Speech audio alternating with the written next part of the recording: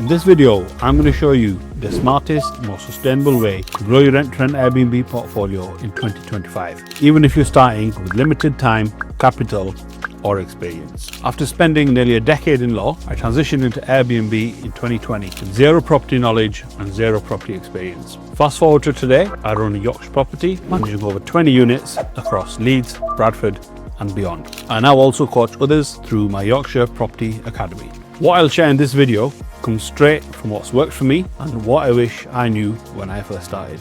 So number one, I'd say you just need to get started. You need to stop analysing 30, 40, 50 deals before you take your first run. You need to take the leap of faith. You must take action. At this stage, you're not an expert.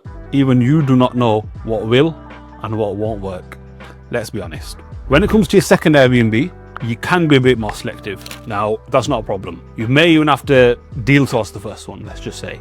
However, second time round, this shouldn't be an issue because now you have proof of concept. So you should be able to go out there, convince landlords to work with you without having to pay any fees. Like I said, first time round, if you have to deal source, pay a sourcer, get that first property under your belt, that's fine because you don't have proof of concept. However, for the second one, you do have proof of concept. You should be able to stand up on your 2 feet, show what you've done with the first one, and use that to your advantage in order to get the second one.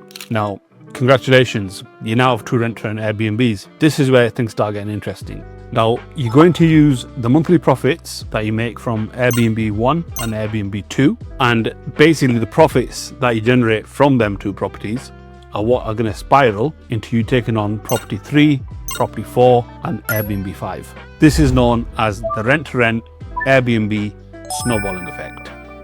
Now, once you've got to the 5 properties mark, take stock, assess your goals, and then decide, do you want to turn this into a 10, 20, 50, or even 100 property portfolio? Now, also at this point, I'd say is probably when you want to consider Airbnb management. Now, this complements any successful rent-to-rent business, as ultimately it's where you manage additional properties on Airbnb for other people, maybe owners, maybe investors who are doing rent-to-rent, and you do this by taking a management fee, typically between 15 to 20%, and this allows you to basically increase your monthly cash flow, which you can then invest into more deals to grow your own rent-to-rent portfolio. That's what's working today. That's what's worked before. That's what's going to work in the future. That's all from me for today, guys. Catch you on the next one.